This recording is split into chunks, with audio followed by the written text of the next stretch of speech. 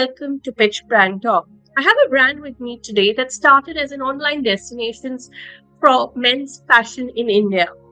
This brand then burst onto the national scene in India during the second season of Shark Tank, where it raised 1.5 crores for 1.5% equity, which valued the company at 100 crores. Since then, the brand has been making news continuously, be it raising more funds, starting advertising, they're expanding their categories into multiple new categories and segments such as perfumes, accessories, and even launching retail stores on ground. So to tell us more, there's a lots to talk about actually. I have with me Chetan Siyal. He's the Chief Marketing Officer and a founding team member of Snitch. Chetan, hi. Hey, hi Simran. I hope things are all right at your end. Thank you for having us. Chetan, like I said, your brand has been making news and there's lots to talk about. So let's just start with how the year has been for the brand. How did you all close out the year? I think the year has been actually phenomenal. We've done tremendous numbers. We've achieved targets. I think we've gone a bit beyond the targets projected also. Closing Okay. the year at about 530 odd crores, where we were projecting around 500. So I think the year has been phenomenal. We've been able to garner a lot more attention for the right reasons, of course. And we've been able to do some groundbreaking work at all footprints, right? From a tech aspect to a community building aspect to our retail footprint. I think we've expanded all channels or branched out in various different ways, and all have done good for the company. And yeah, here we are today. So whatever you've set, where your company has set very ambitious targets. So you have crossed it for FY25, right? So Right. then what's your current ARR then? We're at 600. 600. So that's great. Now, also, if you could give me an idea about revenue in terms of, because you've expanded and you're now, on ground also, what sort of percentage of sales that is coming online versus offline, and particularly online? You launched an app mid-year last year. So how is that traction been? A Uh, redesigned app, I must say. Redesigned. We didn't launch. We actually launched our app within 1 year of inception. The minute we actually went or we kick started the business, right? Within a year, exactly after a year, we even Hmm. launched the app. And what we undertook last year was actually developing our own app and not be reliant on third party applications, right? Because that Hmm. there was a limitation with scalability and everything. So there were a lot more things that we wanted to do. And Sure. yeah, we've built our own custom app, which has a lot more integrations, a lot more customization that we are able to do. And Sure. also one of the main reasons that we are able to scale at a much more faster pace. So I think that has been a very big game changer for us. Retail has also been, I think, a very huge part of the journey of the expansion story for us. Hmm. Started off with about the first store 12 months ago, and then within the span of about 9 months we expanded to 50 stores. I think 51 by the time we even, I think 59 by tomorrow is going to happen. So yeah, retail has been really great for us. But so how much of revenue is coming from on ground versus offline? And if even if you give me in percentage from your app versus marketplaces? Right. No, for us, it's a very healthy mix. Since we're new with offline, offline contributes to about 45%, and the rest of the 55% is my online business. Out of which, again, good 65% of the revenue share is with app, and the rest is with your marketplaces and online channels. So, app has Uh, been a huge contributor for us. you're a brand which is targeting to Gen Z, and your campaigns are really quirky. They're different. I really liked your campaign when you had launched your store in Brigade Road in Bangalore, which was the Brigade Road Light campaign, which was Right. an OOH activation where you had lights which lined the entire street.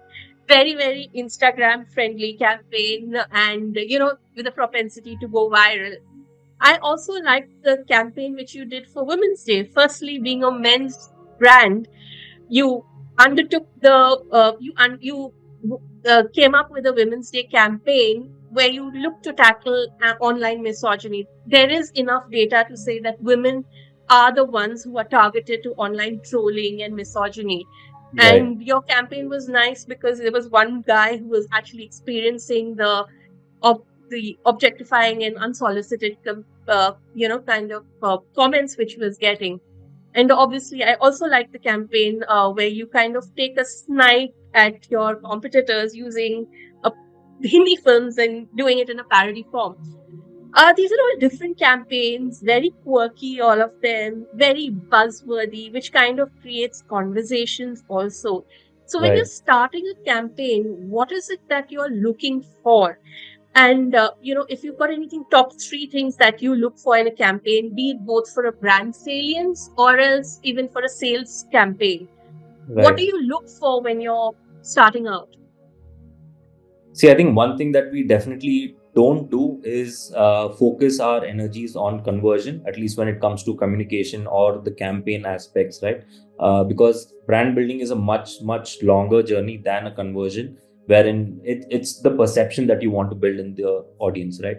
So, what we actually very, very closely hold to our heart is being disruptive in whatever that you're able to do. Is it going to be out of the box? Is it disruptive? Even if it is a traditional medium, but how do you use it in your advantage to make it disruptive, right? Like OH, yes, everyone does media buying outside in the real world, but how could it be different? So I think this was one of its kind, or first of its kind, where we were able to do it. The next is it worth sharing? Is it worth Instagrammable? Because today the entire world, or at least about 80% of the world, is on online social media channels, right? And Correct. 80% of your day also is being spent on it, either for entertainment or for work. So whatever that you're able to do, is it worth sharing? Is it worth consuming over wherever, whichever place that you're in? That's one. And the other one is relatability. Will my audience relate to it? Will I be able to touch some, either it's a funny bone or it's an emotional tangent, any sort of emotion am I able to touch with the consumer? These are the three main things that we actually consider, and then think about what's the communication going to be like, why are we doing what we are doing, and how would it be perceived by the audience who's consuming it. So these are our three main core factors that we actually undertake. Mostly a lot of campaign, if not for brand building, is always for conversion. So you've actually taken a very, very different route. So I'm just wondering, what's the repeat rate of your customers? Because if you're not really looking at conversion, that's something which I would just curious to know. We have a very healthy repeat rate of about 55%, and that's only growing month on month. See, the main reason is today the world is only selling. The audience, Hmm. they don't want to be sold. What they want is to feel connected, to feel emotionally connected with the brand, to be more relatable with the brand. That's why today founder profiles are much larger than brand profiles today, if you see, right? Uh, these are ways in which you can actually be closer to a consumer when build trust much larger. Nobody is going to build trust on just fancy images today with AI taking over the world. Any image can Hmm. be manipulated and anything that you want, right? So there's a lot of disbelief that's being built in the world. How could you be more transparent? How could you be more genuine to your audience? Is how you're able to actually, one, increase your conversion, increase your repeat and retention organically instead of putting dollars on it. So yeah, that's how I think that's the way to do it. That's the way to build it. Chetan, I just recently read a report which said that brands have, in the last 5 years, brands have significantly increased their investments in influencers. But this report stated that brands are not actually getting the returns that they would have liked from influencers because of impressions. They don't know who are the followers, who is actually seeing that, and the best traction was actually which they got from micro influencers and nano influencers, which is Right. a strategy which you have adopted at Snitch. So I want to know, what is the exact strategy you have when you sign on a micro influencer or a nano influencer, and how does it go about from there? See, I think this has been our belief and our thesis from day one. Not even saying that this happened over last year or last few months. Since day one, we've been firm believers that, one, our customers are our heroes. Make them the hero, right? Instead of putting your money on fame and people who are actually accredited with a lot of followers and everything. They are more genuine. The kind of belief that they hold amongst their peers Hmm. is much more genuine, right? So the thought has actually come in from there. Yes, very truly said. It is just that the world is realizing it today after spending, I don't know, millions of bucks on it. Nano macro influencers are the ones who are actually putting in a lot more effort. They are there to go all out for the brands that they are being associated with, because for them, one, it's a privilege, right, to be working with or working for brands of that scale. The kind of effort that they're putting in creating that content, the kind of creativity that's actually coming out from these guys is something that you and I can't imagine today.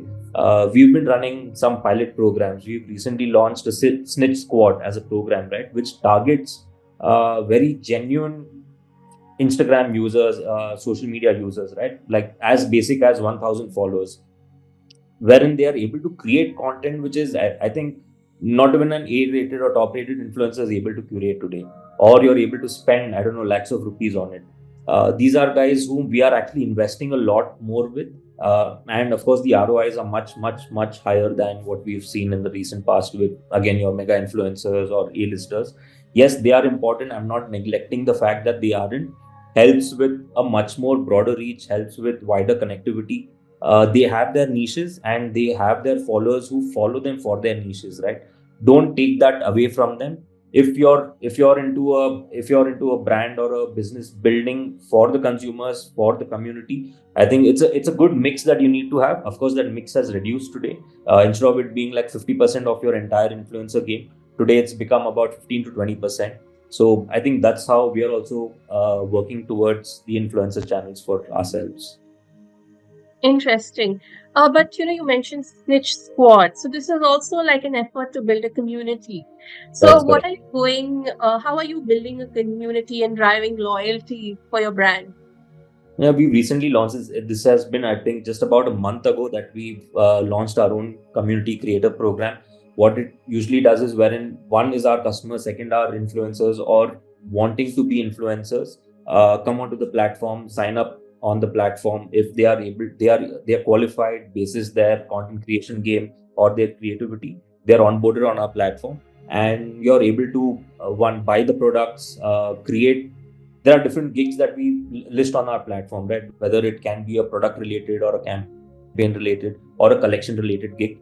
And you can just create content and then you're paid for what you're creating.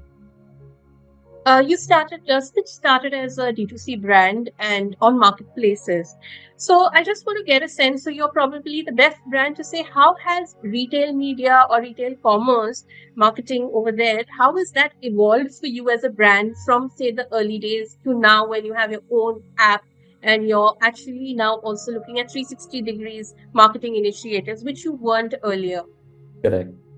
I think, see, what we've done is, or what we're aiming to do is have one bifurcated marketing, because very different areas or different regions require different ways of communication, right? Like, for Hmm. example, if I am adopting one mindset saying that, okay, a hoarding works in Bangalore doesn't mean that a hoarding works across. Like, if I were to do something in the south, which is your Hyderabad, Telangana region, a hoarding would never work for me. But a very different Okay. strategy there with an influencer or a actor is something that we would like to integrate. We are thinking of it more holistically. What we are trying to do is be more vernacular, be more local, rather than just be that this is the way and replicate the entire thing across India. That's the effort. That's the kind of brain work that we're actually putting ourselves into to identify what kind of channels, what media works. The 360-degree approach, yes.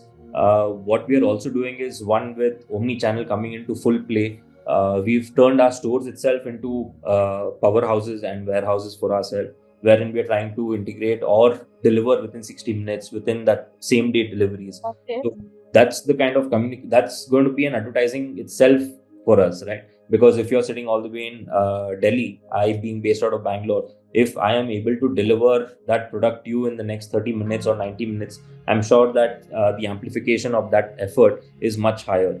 So that's the journey we are in. That's, see, every feature that we launch for the consumer is a marketing effort in itself. How do you blow that up? How do you communicate that is what will make the difference over here. But I understand when you say different channels going vernacular, so different channels would probably work for different cities. But because as you've grown, from retail media, you move to the others also. Just want to know what are the mediums that you're actually using? Are you also looking at television when you're looking at vernacular, traditional media? How are you looking at them? So how is it, or is it more digital led? See, we are a very digitally savvy brand. So are our consumers. One, TV is today outdated. Connected TV is much more trending, right? So that is something that we will be experimenting with as of today. If you were to ask me, not yet. In the future, for the right campaign, yes. Today we are very heavy on Meta, Google, on your Play Store campaigns, App Store, Google App Store campaigns. That's what we do. A lot of influencer activation. Yes, there's a small mix of OH also that we undertake in certain regions. There's mall branding because we have quite a few stores in malls, right? So these are the mixes that we do. Television, would we do it tomorrow? I don't think so, because I don't see our consumers consuming television content. But content on OTT channels, OTT platforms, or connected TVs, yes, that's where our consumers are. That is something that we would be on very soon. CTV is the way to go. So, Yes. what about activation in terms of, say, college fest, because that's your target audience, or a music festival, sports, anything on that front also? Would you, or say RCB tie up? Is that something you're looking at also? If we are looking at being where our customers are, like you rightly mentioned, being Hmm. present at colleges, being part of the right festivals or the fest, right? Because today I think every college has these huge scale fest. It's Scale not how it used events. to be before. These are all on mega scales where they have celebrities, they have musicians and dancers, and so many activities that are actually happening, and we are actively part of these sort of events. There are events which happen in DU colleges, SRCC, one being part of those. But apart from that, being just at colleges, creating content for them or being present around those colleges also helps, because one, you're creating brand awareness, you're in the right target audience, right? So we are doing those kind of activations. We are also doing very small but fun BTL activations, like taking trucks around the city, roaming around. I think that's something that we actually did during Holi, wherein we took a truck around the city and distributed T-shirts that people could actually use and play Holi with, Yes. right? So that's something that actually garnered a lot of attention and a lot of good word in the market. Oh, that's such a cool thing to do. And you just had the entire youngsters actually playing in Snitch T-shirts. So wherever that So, they, you kind of mastered the art of virality, right, for your I campaigns, or won't say that's the goal. mastered. I won't say mastered the art, because every day there's something new that keeps you on your toes. This is something this brand did or that brand did. So I think it's every day is about innovation and just creative thinking. So I think that's what we keep doing every day, and that is what will always keep you on top of your game, or at least in the game. We spoke about retail footprint and your expansion, and you mentioned 50 stores is what you had in 1 year, right? That's I correct. want to know, like, as people come walk into the stores, are there some insights that you're garnering from them specifically, or are there the people who are shopping online on and offline? Is there any difference that you've seen as a brand, and then how are you using that? See, we've seen very stark differences, right? One, when it is a very design heavy product, it is Hmm. very easily sold online, right? Because the design is very easily predictable, and you can see what it has. But when it comes to a little more premium clothing, a little more plain, where people actually don't, okay, this is something that I can get anywhere. But when you're Hmm. actually experiencing that at the store, what they're able to identify is the fabric, it's the finish, or it's the fit. There are very different consumers. One who is an avid online shopper, come what may, he will not shop on offline. I am lazy. I would want to sit at home, sit on my couch, Hmm. shop. And then there is the other cohort, which is I am a lazy shop. I would not shop online, but I would like the experience. I would like to go to the store, feel Uh, gratified, feel that greetings, what the store ambience has to give, right? So these are two types. It's not that I don't like the app or I don't want to buy online, because we've done hmm. that, because we've extensively we even deliberated, right? What if I have in Bangalore? That's when we started. Will the orders from this particular pin code slow down? And what we actually saw is nothing of that happened. It actually increased. Okay. Online orders when I was at a particular store, especially let's say the first store, Jayanagar, in that particular pin code region, my orders spiked, right? Okay. Not compromising sale on my offline and online. Okay. That's when we realized, okay, there is a different type of consumer here. And what we are also able to do is convert an offline buyer sometimes to an online also. Because now that he has built that trust, or he has seen the product, Mhm. let's say if a size is not available or and it's available online, all he has to do is try a different fit or try a different product and go home and order those shirts what he's liked. So But yeah, yeah, I think a please lot. continue. Please continue. Yeah, so a lot of insights on fits that we've got. If there's something wrong that we're doing, or is there something that it's not fully satisfying for the consumer, how would you make our service better? As Mhm. we do a lot of customer interactions, we have first-hand information from customers, right? Retail stores have helped us. Like when we are at the stores, every weekend we make it a point that at least one of the stores that we are there, physically present, interacting with our customers, and just talking very casually, very candidly, right? What do you like about it? Why are you shopping for Snitch when there are so many brands? As blunt and as prudent that one could be, and we just ask questions and people very happily answer. One, it's that because I like the fit, or there are some people who are price conscious. I like the pricing for this particular product. So there are varied consumer feedbacks that you get, and that's what we try to incorporate in our products, in our thinking, and then we deliver. But it's a challenge, right? Offline consumer experience is probably a lot better than, say, an online experience.